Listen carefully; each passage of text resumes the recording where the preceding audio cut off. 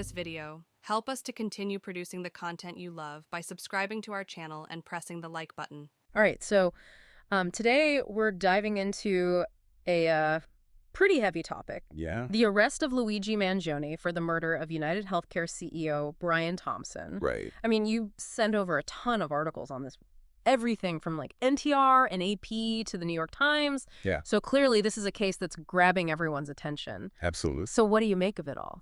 It's fascinating, isn't it? I mean, you have this young, seemingly successful data engineer, Right. valedictorian masters in computer science, focused on AI, no less. Yeah. Accused of this brazen act of violence. Yeah.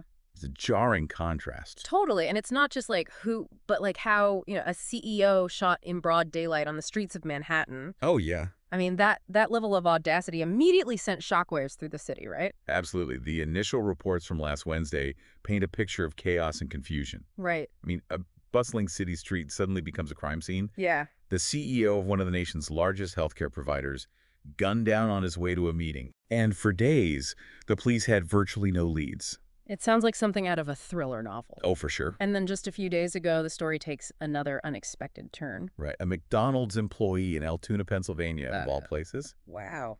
recognizes Mangione from a surveillance photo. Yeah. Talk about a plot twist you wouldn't see coming. So this seemingly random fast food worker ends up being like a key player in a nationwide manhunt. Right. What happened next? Well, the police apprehended Mangione, Okay. and this is where things get even more intriguing. They find a ghost gun, likely the murder weapon, a fake ID, and perhaps most importantly, a 3-page handwritten manifesto. Okay, hold on. Back up for a second. Ghost gun. What exactly does that mean? So it's a firearm that's made from parts often 3D printed Okay. and assembled outside of traditional manufacturing channels. Right. What makes them so concerning is they don't have serial numbers, making them incredibly difficult for law enforcement to trace. So someone with the right technical know-how, like our data engineer here, could theoretically build a weapon that's completely off the grid. Exactly. And this manifesto you mentioned, what does it tell us? It's clearly a window into Mangione's mindset, though piecing together his motivations is still a work in progress. Right. The articles quote a particularly chilling line, frankly, these parasites simply had it coming. Okay. That's a strong statement. Yeah. And while the manifesto expresses a general ill will toward corporate America, Right. it's focused specifically on the healthcare industry. But why single out the healthcare industry, and United Healthcare in particular? Yeah. Mangione doesn't seem to have any direct connection to the company. That's the question, isn't it? Was there something specific about United Healthcare that triggered him? Or is this a case of broader societal anxieties about the healthcare system manifesting in a horrific way? His background definitely paints a picture of someone deeply ingrained in technology. I mean, AI is cutting edge. Right. And you mentioned his master's degree focused on that. Yep. Could there be a connection between his technological expertise and the crime itself? It's certainly possible. The use of a ghost gun points to a level of technical sophistication. Yeah. And his manifesto, while handwritten, Right. reflects a familiarity with complex ideas and systems. So we've got a young man with a seemingly bright future, an untraceable weapon, and a chilling manifesto. Yeah. It's like trying to solve a puzzle where the pieces don't quite fit. Exactly. And that's what makes this deep dive so compelling. We're not just piecing together the events. Right. We're trying to understand the mind of someone who seemingly crossed an unimaginable line. And before we jump to any conclusions, Right. it's important to remember that Mangione is only accused at this point. Of course. The judicial process will have to play out. Yeah. But this case raises a whole host of questions that go far beyond the crime itself. Absolutely. We're talking about corporate security, the rise of ghost guns, Yeah. the potential for online radicalization. Mm-hmm. It's a lot to unpack. Yeah, it is. Okay, so we've talked about the ghost gun and that unsettling message in his manifesto. Right. But what about the man himself? Yeah. The articles paint this picture of Luigi Mangione as this high achiever, almost like a model student type. Hmm. Private school, valedictorian, University of Pennsylvania. Impressive. Did any of that success translate into his work life? Well, he was working as a data engineer. Right. It's a field that requires a lot of technical skill and analytical thinking, Right. especially with this focus on AI. Yeah. So in that sense, yes, his success continued after graduation. But then there's this whole other side of him, the self-improvement junkie, Right. deeply immersed in all this online content. Yeah. The articles mention him reposting figures like Andrew Huberman and Yeah. Tim Urban, I've seen those names too. guys who delve into like the complexities of modern life technology's impact on our brains, that kind of stuff. Right, and it's not just those two. Right. He was also engaging with the work of Michael Pollan, the food writer, Oh, wow. and Jonathan Haidt, who writes about the dangers of smartphones. Huh. So it's a mix of science, self-help, and social commentary, Yeah. almost like he was trying to make sense of the world around him, searching for answers. So is it possible that those online spaces, those communities that he was engaging with, Yeah. played a role in his alleged radicalization? That's a disturbing thought. Yeah, it is. But could those ideas have somehow pushed him toward this extreme act? It's impossible to say for sure at this point, Right. but it's a crucial question investigators will need to explore. Yeah. I mean, we know that online spaces can become echo chambers where certain viewpoints are amplified and reinforced. Right.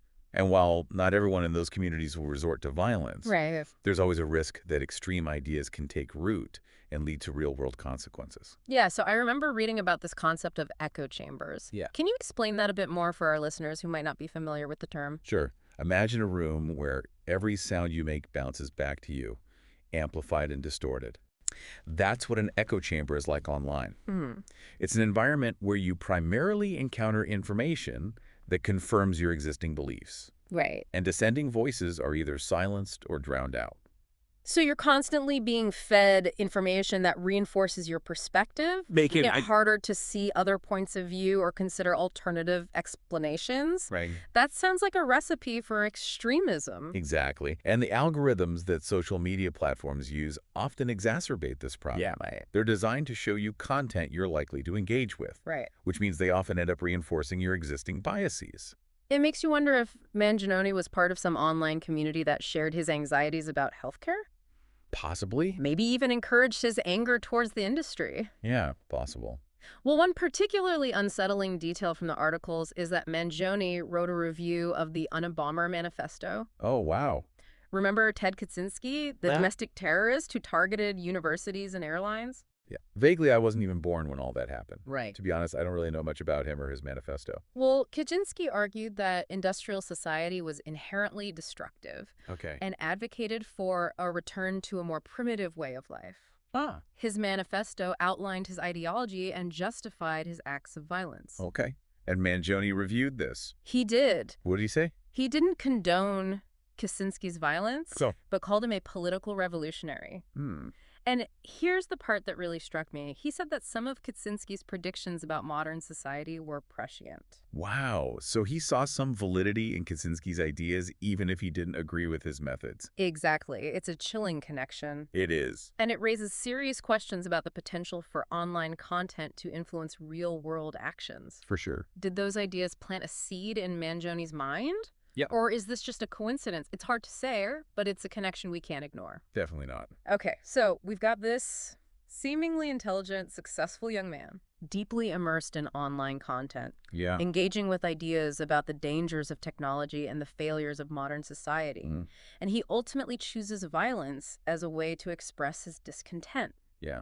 It's a lot to process. It is. And it's important to remember that we're still just piecing together a narrative based on limited information. So it feels like we're dealing with multiple layers here, right? Yeah. You have the crime itself, Yeah. shocking, violent, and very public. Right. Then you have this whole online world Yeah. where Mangione seems to have been like wrestling with these big, complex ideas about society and technology. That's true. And somewhere in between, you have this human element, right? This Yeah. young man who seemingly had potential, but ended up on this destructive path. It's like trying to understand the forces that shape a storm, right? Yeah. You have that immediate impact, the wind, the rain, the damage. Right. But then you have to look deeper at the atmospheric conditions, Yeah. the pressure systems, the temperature gradients that created those conditions. Yeah. And even then, there's always an element of unpredictability. So how do we even begin to make sense of a case like this? Right. I mean, we're not just talking about a robbery or a crime of passion. No. this feels different or more unsettling somehow. I think it's unsettling because it challenges our assumptions about who commits acts of violence and why. Right. We tend to think of these acts as coming from a place of desperation, poverty, or lack of opportunity. Right. But Mangione doesn't fit that profile.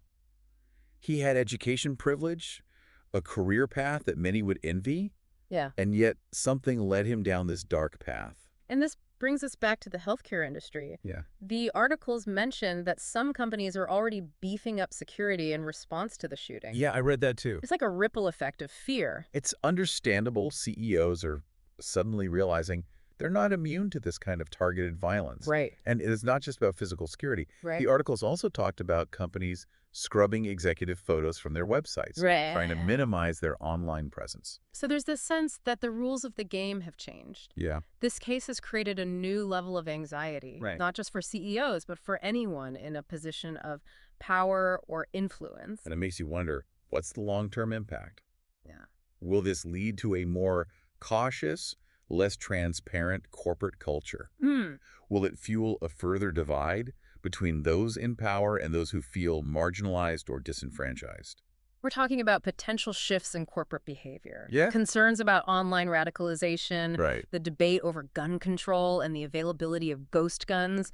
For sure. It's a lot to grapple with. It is, and I think that's one of the takeaways from this deep dive. Yeah. This case isn't just about a crime. It's a microcosm of some of the anxieties and tensions simmering beneath the surface of our society. Yeah. It forces us to ask some uncomfortable questions about the systems we've created, the role of technology in our lives, and how we deal with dissenting voices, even those that make us uncomfortable. While there are no easy answers, at least we're having the conversation. Definitely. By examining cases like this, by digging into the complexities and trying to understand the why, Right. we're hopefully taking a step toward addressing these issues in a more meaningful way. Absolutely. It's about moving beyond the headlines, beyond the shock and outrage, Yeah. and engaging in a thoughtful, nuanced discussion about the forces that shape our world. So where do we go from here? Right. What are some of the key questions that stay with you after this deep dive? Well, for me, it's about the intersection of technology, ideology, and mental health. Right. Did Mangione's online activity contribute to his alleged radicalization? Right. Was there a pre-existing mental health condition that played a role? These are complex questions with no easy answers. And I'm also struck by the broader implications for corporate security and the potential for copycat acts. Yeah. Will this case lead to a more securitized society? Hmm. Will we see an increase in targeted violence against those in positions of power? It's possible. And let's not forget the human element here. Oh, absolutely. Brian Thompson was more than just a CEO. He was a husband, a father, a colleague. Right. His death is a tragedy, and it's important to remember the real-world consequences of this act of violence. It is a tragedy for sure. We've covered a lot of ground today, and I think we've just scratched the surface. Yeah. This case is a reminder that the world is a complex, often unpredictable place. Yeah, it is. And while we may never fully understand what led Luigi Mangione down this path, Right. I hope this deep dive has given you some insights into the forces at play and some food for thought as you continue to explore this story. Thanks for listening.